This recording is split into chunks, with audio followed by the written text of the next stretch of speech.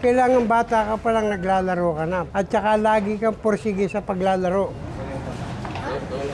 Ako, dati ako nananalo. Sila rin, baka manalo rin sila sa mga susunod.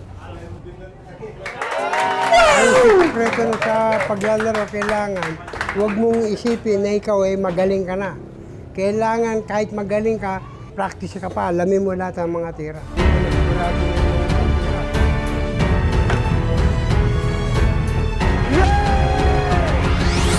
Dinala na ako ng father ko sa Manila.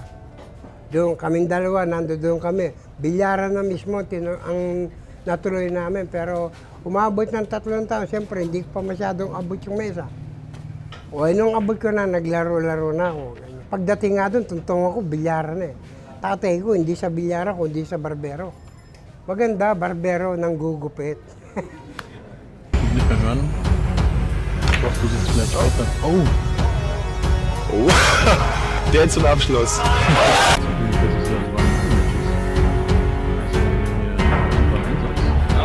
Yes, baby. Kasi, bago papasok no, nag-isayo ako, walang tao. Ako lang ang naglalaro sa umaga eh. Alas 5 pa lang, yung pasok ko, alas 7. Mga 30 minutes lang, di wala na. Mamayang labasan na.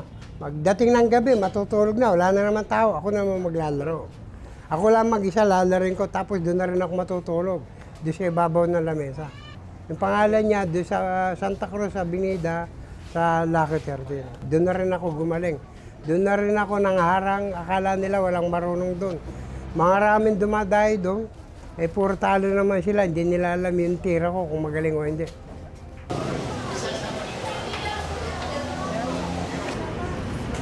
8 taon pa lang ako nung maglaro ako dito sa bilyar. Kaya ako naglaro dahil wala akong ibang mapuntahan, wala akong ibang malaro kundi bilyar. At saka nakikita ko sa mga tao, yung mga naglalaro doon, pagka nanalo, binibigyan ng pera. O kailangan maglaro na rin ako para pag nanalo ko, bibigyan din ako pera. Grade 1 ako, 8 taon din ako, doon din sabay yun, naglalaro. Gumaling ako sa bilyar, 12 years old. Magaling, nangaharang na ako, lumalaban na ako, kung saan dumadayo. Nag-high school ako, first year high school. Umpisa pa lang. Ang pasok ko sa high school, alas 6, alas 7 simula. Labas ko, alas 3.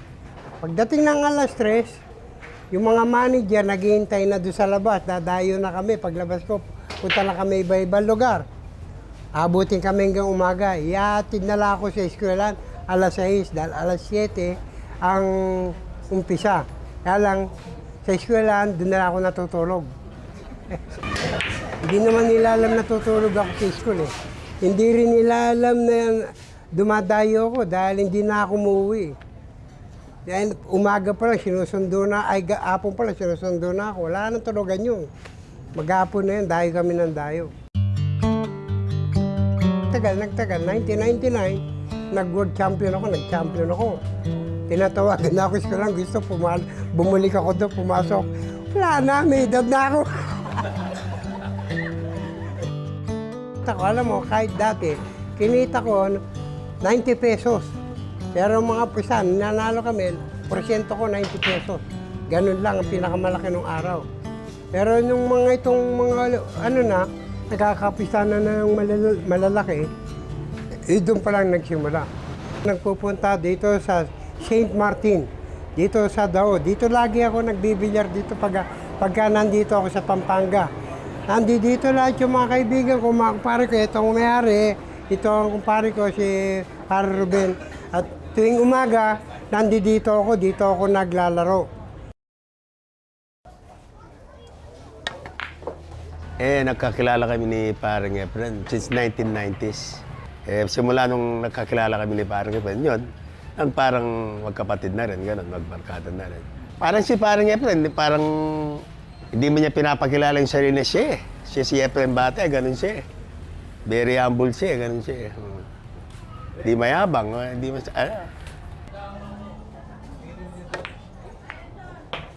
Kaya ako nagustuhan, wala akong ibang malaro. At saka doon ako, kumikita na rin doon sa pagbibilyar.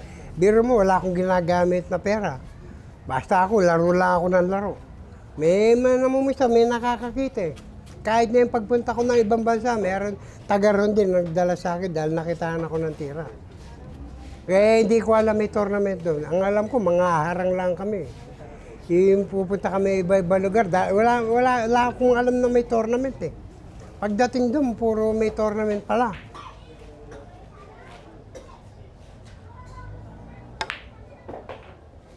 Ang unang tournament dito sa atin, 1983, yung first professional pocket billiard tournament. Doon lang. Wala pong premyo. O ngayon, may nakakita ng mga tira, dinala ko sa Amerika. Ayun, 1985, nagsimula na doon. Marami magagaling nakita ko, puro magagaling lahat. Yung pumunta nga ako doon, puro panalo nga ako eh. Wala pa rin akong kinita eh. Yun ang dapat nyo, tinatanong ko ano kung paano nangyari doon sa mga kinita ko. Wala. Ano hong nangyari doon? Talo pa raw kami. Sa may kapital. Hindi, ibig sabihin, talo pa raw kami sa gasos. Eh, tapos, umuwi na kami, babalik ulit kami. Sabi ko doon sa manager, boss, ba't pa tayo babalik? Nanalo na tayo. Talo pa tayo. Eh, kung matalo pa tayo doon, di lalo tayo talo. Hindi, kikita na tayo doon. Sabi niya, dahil may mga commercial na rin. At yun na, magiging 50-50 na rin tayo, sabi niya sa kontrata. Hindi ko naintindihan nga. Di pa ako masyadong marunong mag-English. Sabi nga, pag nag-Englishan, di kami magkakaintindihan. Kumita ako, yung taga-Amerika na mismo. Kailan hindi ako nagbibilyar, doon pa ako kumita. O tapos nun, inuli naman. Nakulog din. Nakulog din. Nakulog siya, tapos balik kami. Ang kumuha na sa amin, yung boss ko na, si Boss Puet, yun, nagsimula na yun.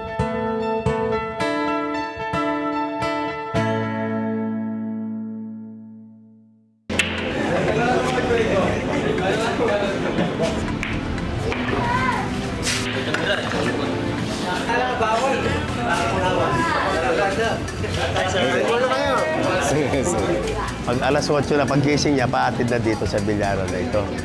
Dito magkakape, tapos bibili mo ng barbecue ng saging, palabok, gano'n. Tapos magche-chess lang siya rito hanggang to. Kung di mo kakausapin, di man sasagot yun eh. Pero pag sa amin, kung mo talagang close na, pag kami-kami na, nagkukwento. Pero sa ibang tao, di man nagkukwento yan. Kala na lang iba, suplado siya, ano, gano'n lang talaga. Ito, yung kapatid ko yun. Pinapagkakamalan ako yun eh. Tapos may mga pisa na yung mga news nga ganyan kung ano nangyayari. Yung mga kung saan kami nagto-tournament, ganyan. Pinakamalaking event na sa liyong ko yung IPT. O yun, nanado ako doon sa IPT, doon pa lang. Ang naging premyo, $500,000. Eh, kako nga, aabot na sana ng 1 million eh. Kasi sa mga tournament, hindi pa ako nanalo ng $1 million eh. Kako nga, pagka kumita ako $1 million, di na ako magbibilyar. Ang hirap.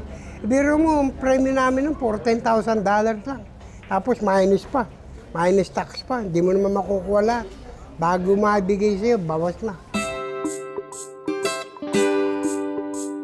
Yung World Pool Championship 1999. Kasi hindi pa kilala bilyar dito eh, kahit saan eh. Hindi pa kilala dito sa atin. Na-televise all over the world, kitang-kita na. Di may ebidensya na. Ang mga Asian player natin dito, walang nagpupul. Puro snooker, carom na nalaro nila. Kaya nagbibilyar na sila, meron na silang pool. Kahit na doon sa mga Saudi, snooker din yan. Ngayon, nagbibilyar na rin, pool na rin. Yun ang maganda, kumalat yan sa buong mundo. Kasi amang parika yung dating kong kalaban dito, pero wala pang tournament nung araw. Kami yung dalawa lagi magkaribal nung araw. Yun ang dating champion dito, kung tawagin din siya dito champion. Kami hindi pa. Tapos niya mga mabigat ng mga kalabang karama, pero hindi na kami magkalaban nito eh. Si parang Django eh, siya na dapat eh. Kaya lang, hindi naman kami magkalaban dito. Uy, hintik na. Ako, ito na mayroon po siya. Saan yan? Yan? Turing ko sa kanya, hindi lang kaibigan, tsaka parang tatay na rin, gano'n, best friend, dahil napakagaling niya makisama, wala akong masabi sa kanya, kahit yung mga ibang tao. Gustong gusto siya. Doon sa tatlo kasi hindi masyadong dumarating, kaya nawala sila sa grupo ng pag-sponsor ni Boss Puyat. Nagsimula kami ni paring Efren, 1992. Pero before noon, nakakalaban ko na siya dito sa atin. Nagsimula kami magsama nung magkita kami sa US hanggang ngayon. Siya yung lalo na pag-banda, siya yung pinatitira ko. Siguro, wala pang 1980, magkakilala na kami, pero magkalaban kami nung araw. So hindi na kami naghiwalay. So almost 27 years. Si Strick lang, kasama, kaedad namin, magkasabay sila ni Parang Django. Hindi na rin sikat ang pangalan niya ngayon dahil marami nang magaling sa kanya ngayon. Pero magaling pa rin siya. Magaling sa kanila nung araw, panahon na dumadayo ko yung Mike Seeger. Kaya lang nahinto siya. Ngayon, maraming gumaling yun, mga bata. Ang magaling ngayon sa Amerika, yung Shane Bamboning. Sa Europe, marami gumaling. Dito sa Russia, meron din gumaling. Yung mga batang gumagaling niyo, at saka mga bata natin gumagaling dito para pares din. Mas marami tayo dito. Tinitingnan ko ang tira nila. Pag nakikita ko, iba-ibang tira, ginagaya ko yun. Napuposisyon sa mga tira na na dapat ganun ang gagawin ko sa nakita ko sa kanila. Ang mga magagaling natin, ang magagaling kahit siya, pag nag-magic sila, trick sila, inaayos nila. Tinitira, inaayos. Yun, tournament na mismo eh. Ilabang ko. Ginagamit ko yun dahil mahirap yun eh. Napulot ko lang siya sa mga hindi marunong.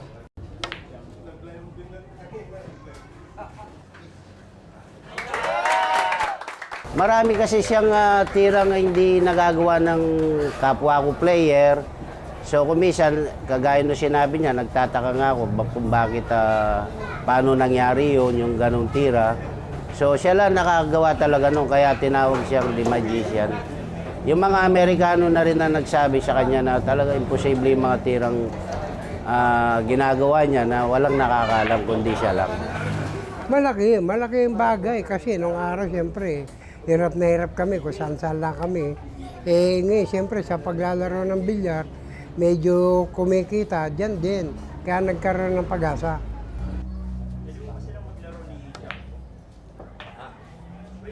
Ang naipundar sa paglalaro ng bilyar, siyempre bahay, lupa, ganyan. Ang bumibili, si Mrs. Tapos mga kapatid, bibigyan din para din sa kanila. Ganyan.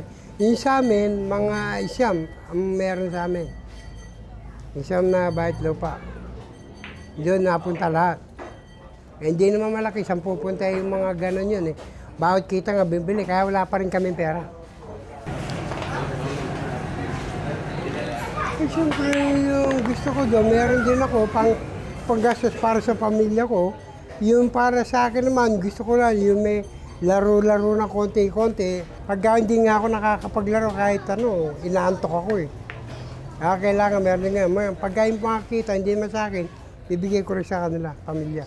Hindi nga ako mahilig mamasyal eh. Pasyal, kung sa may laro, doon ako.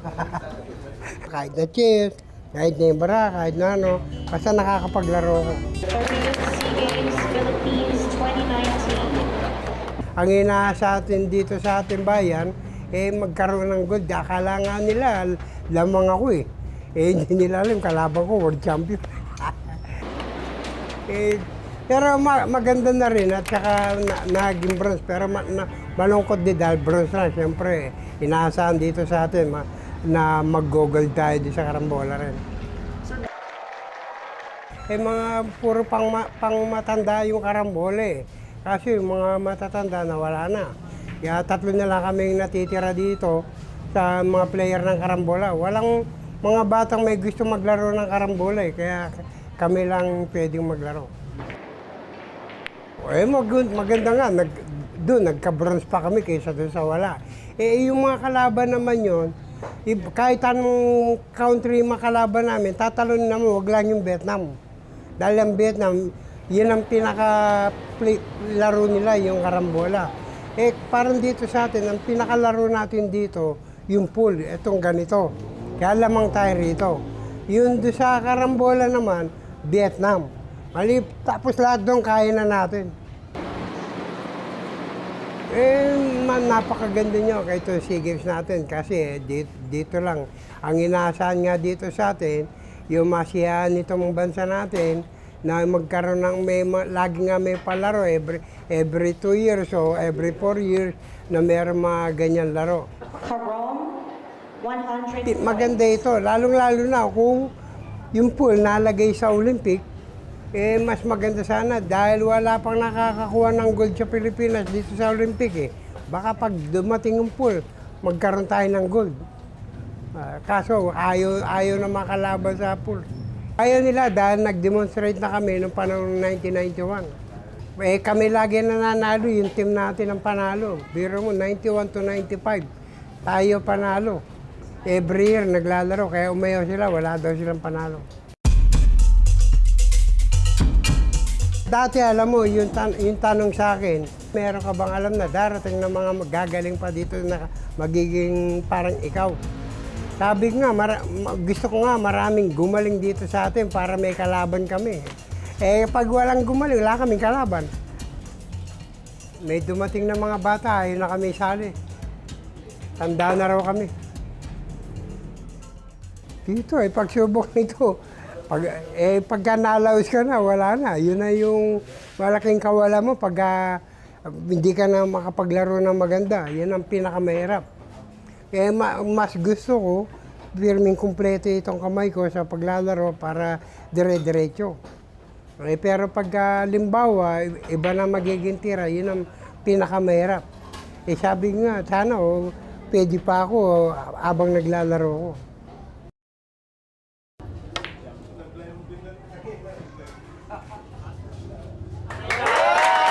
Siyempre, importante hanggang ngayon, marami sumusuporta sa amin. Hindi lang ako, kami lahat ng mga pool players, sila parang Django, mga ibang athlete pa.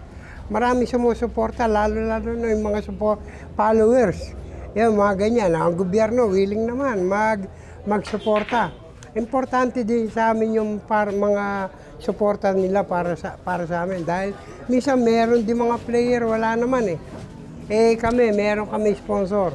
Kaya pwede naman kahit na sponsor na yung gagastos sa amin. Pero pag wala na, gobyerno o yung mga taong mga followers namin, yan.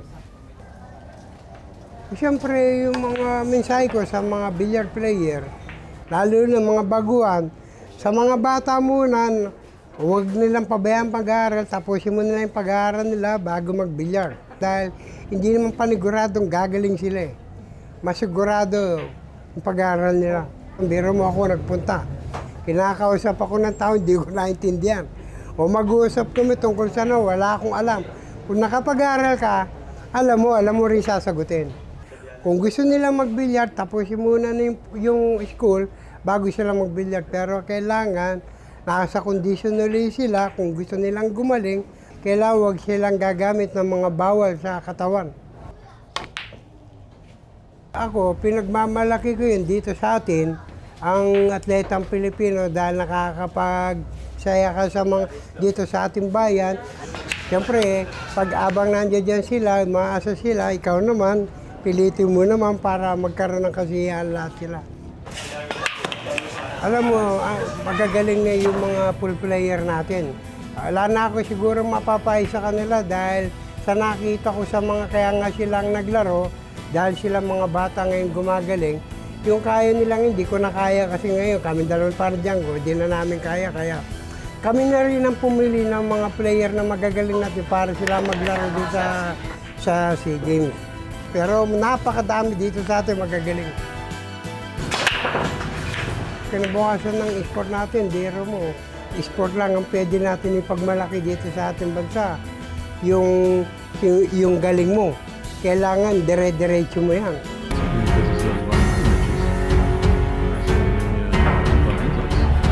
Yes, baby.